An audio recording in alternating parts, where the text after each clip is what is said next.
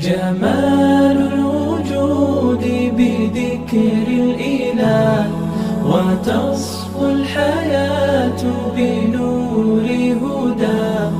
جمال الوجود بذكر الإله، وتصفو الحياة بنور هداه.